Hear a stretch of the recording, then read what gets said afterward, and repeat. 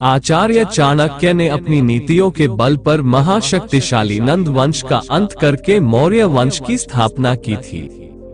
नंद वंश के राजा धनानंद ने चाणक्य जी को अपमान किया था, लेकिन इन्होंने अपने क्रोध को कभी जाहिर नहीं होने दिया।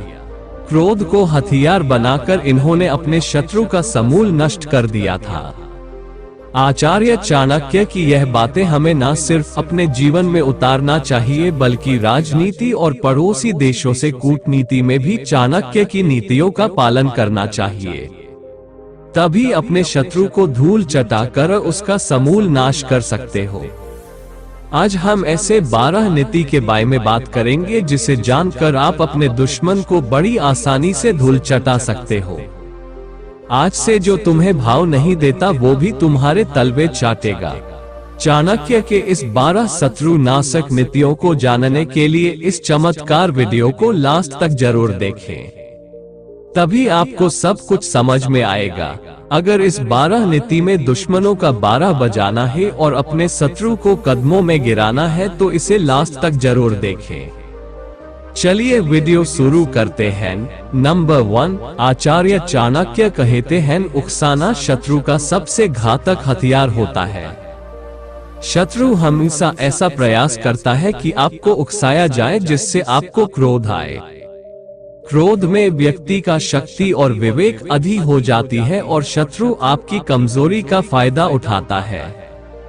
इसलिए शत्रु जब आपको उकसाने का प्रयास करे तो आप कछुए की भांति क्रोध को समेट कर अपने अंदर रख लो और अपनी पूरी तैयारी के साथ वार करो। इसलिए कभी भी शत्रु के उकसावे पर तुरंत प्रतिक्रिया नहीं करनी चाहिए, बल्कि सही वक्त का इंतजार करना चाहिए। लेकिन शत्रु को क्षमा नहीं करना चाहिए। क्षमा करने से शत्रु का मनोबल बढ़ता है और वो आपको कमजोर समझने लगता है और वो पहले से ज्यादा तकलीफ देने को कोशिश करता है। नंबर 2, आचार्य चाणक्य ने कहा है कि दुष्ट व्यक्ति के साथ आप कितना भी अच्छा व्यवहार करें, वो अपना स्वभाव नहीं बदल सकता। सांप का जहर तो केवल उसके दांतों में होता है, बिच्छू का विष उसके पूंछ में, लेकिन दुष्ट के तो अंग अंग में जहर होता है। इसलिए दुष्ट पर कभी भी भरोसा मत करो। दुष्ट कभी मित्र नहीं हो सकता। दुष्ट के साथ उसी प्रकार व्यवहार करना चाहिए जैसे एक विषैले सांप के साथ किया जाता है, यानी उसका फन कुचल देना चाहिए। ऐसा दंड देना चाहिए जैसे वो आपसे हमेशा दूर रहेगा। नंबर 3, चाणक्य नीति में कहा गया है कि रोग, सांप और शत्रु इन्हें कभी घायल करके ना छोड़े। रोग का पूरा उपचार नहीं हुआ तो वह फिर से प्रभावी होकर उभर सकता है। सांप को घायल करके छोड़ दिया तो वह और भी घातक हो सकता है। शत्रु अगर घायल होकर बच गया तो वह अंदर ही अंदर बदले की आग में जलता रहता है और फिर किसी वक्त हमला कर सकता है। इसलिए शत्रु पर वार करो तो ऐसा कि वह फिर उठ ना सके। भारत के इतिहास में पृथ्वीराज चौहान और मोहम्मद गौरी की कहानी इसका सबसे बड़ा उदाहरण है। नंबर 4, आचार्य चाणक्य कहते हैं कि अपने शत्रु से कभी घृणा मत करो। शत्रु से घृणा करने पर आप उसके बारे में सोचने समझने की शक्ति खो देते हैं। आप उसकी केवल कमजोरी देख पाते हैं, ताकत नहीं।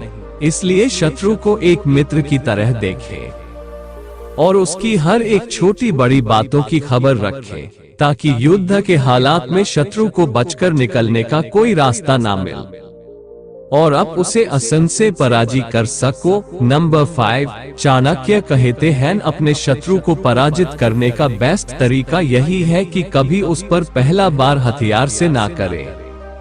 शत्रु को पहले अपनी कूटनीति में फंसाए, यानी उसकी शक्तियां और सहयोगियों को उससे दूर करें। जब शत्रु चारों तरफ से अलग हो जाए तब उस पर आक्रमण कर सकते हो। नंबर 6, चाणक्य कहते हैं, दुश्मन प्रत्येक व्यक्ति के होते हैं। संकट प्रत्येक मनुष्य पर आते हैं, परंतु बुद्धिमान व्यक्तियों को संकटों और दुश्मन से तब तक डरना चाहिए जब तक वो व्यक्ति से दूर है।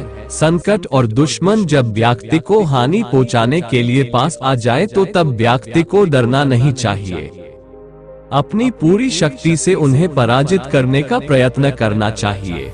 नंबर 7, आचार्य चाणक्य कहते हैं कि दुश्मन को कैसे परखें। जैसे सोने की परख 4 प्रकार से की जाती है। पहला घिसा जाता है, दूसरा काटकर देखा जाता है, तीसरा तपाया जाता है और चौथा कूटकर उसकी जांच की जाती है। इसी प्रकार मनुष्य कितना श्रेष्ठ है, इसकी पहचान भी इन 4 बातों से होती है। उसका चरित्र देखो, उसके गुण देखो, उसकी सज्जनता देखो और उसका आचार व्यवहार देखो। ऐसे करके आप अपने दुश्मन को परख सकते हो और उनसे दूर रह सकते हो, सतर्क रह सकते हो। नंबर 8, चाणक्य कहते हैं एक व्यक्ति को इस संसार में जीने के लिए इस बात को विशेष ध्यान रखना चाहिए कि किसी को कठोर बानी, किसी से दुश्मनी, किसके बारे में चुगली, झूठी बातें, बुरे कार्य करना, किसी को हानि पहुंचाना, ये सब कार्य व्यक्ति को भूलकर भी नहीं करना चाहिए, क्योंकि सबको एक ना एक दिन मरना ही है और मृत्यु के बाद हमारे साथ कोई नहीं जाएगा।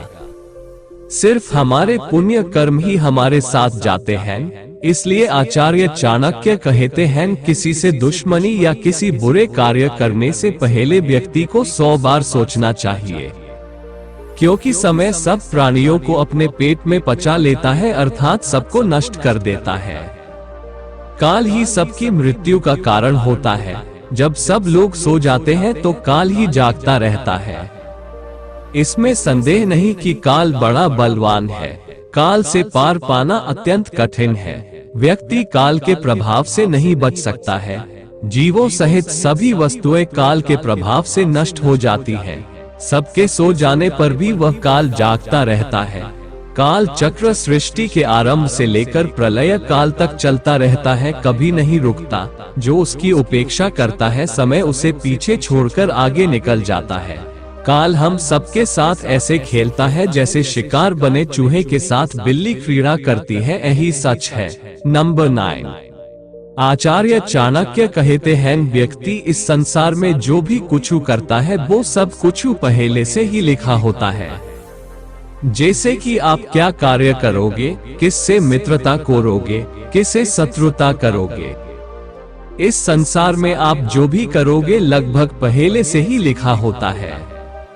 यानी मनुष्य जैसा भाग्य लेकर जन्म लेता है, उसकी बुद्धि उसी के अनुसार प्रवृत्त होती है और वह व्यवसाय अथवा काम धंधा भी वैसा ही चुनता है तथा उसके सहायक भी उसी प्रकार के होते हैं। आचार्य का कहना है कि जो होना है वो तो होकर ही रहता है, उसे कोई भी टाल नहीं सकता। फिर भी हम अपने भविष्य के बारे में, किसी दुश्मन के बारे में सोचकर वर्तमान को खराब क्यों करें।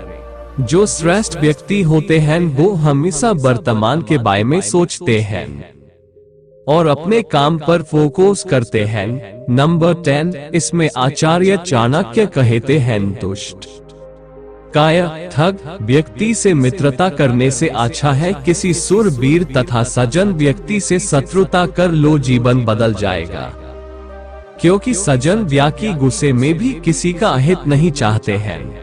वो गुस्से में भी जो कहते हैं उसे भी व्यक्ति को बहुत कुछ सीखने को मिलता है और दुर्जन व्यक्ति के साथ मित्रता करने पर भी हमेशा उसकी मुंह से जहर ही निकलता है।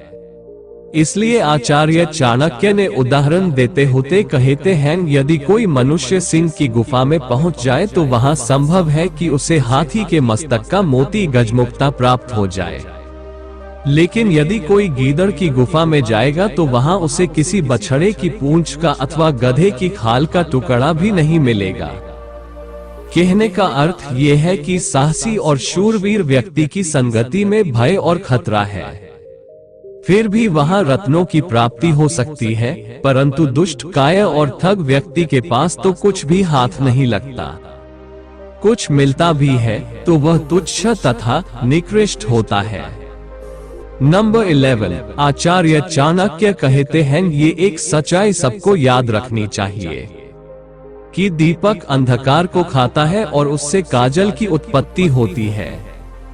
इसी प्रकार मनुष्य जैसा अन्न खाता है वैसी ही उसकी संतान उत्पन्न होती है। तात्पर्य बिल्कुल स्पष्ट है, यदि व्यक्ति अच्छे कार्यों से अपनी आजीविका चलाएगा तो उसकी संतान भी सद्गुणों से युक्त होंगी। यदि वह चोरी और मक्कारी से पैदा किए हुए धन से अपनी संतान का पालन पोषण करता है तो संतान के विचार भी उसी प्रकार के निकृष्ट होंगे।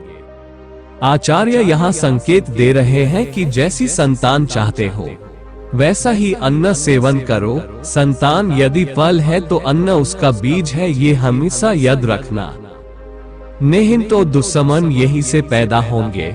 नंबर 12 कि हर प्राणी हर जीव जंतु का कि हमेशा यही लक्ष्य है कि हमेशा सुखी और शांति से जीवन जीना। इसलिए कहते हैं कि शांति से बढ़कर कोई तप नहीं, संतोष से बढ़कर कोई सुख नहीं, तृष्णा अथवा चाह से बढ़कर कोई रोग नहीं, दयालुता से बढ़कर कोई धर्म नहीं। शांत रहने के लिए व्यक्ति को अपनी कामनाओं और इंद्रियों पर नियंत्रण रखना होता है। इसीलिए ये तप है। जो व्यक्ति हर समय भागता दौड़ता रहता है और कामना करता रहता है उसे सुख नहीं मिल सकता। मनुष्य की तृष्णा उस रोग की तरह है जिसमें भूख कभी शांत नहीं होती। दया को आचार्य ने सर्वश्रेष्ठ धर्म माना है। दया का अर्थ है संवेदना का विकास, इसमें अन्य का भाव समाप्त हो जाता है। दोस्त, अपना कीमती समय देने के लिए धन्यवाद। आज के लिए इतना ही। वीडियो अच्छा लगा तो शेयर सब्सक्राइब लाइक जरूर करें। फिर मिलेंगे अगले वीडियो में। वंदे मातरम।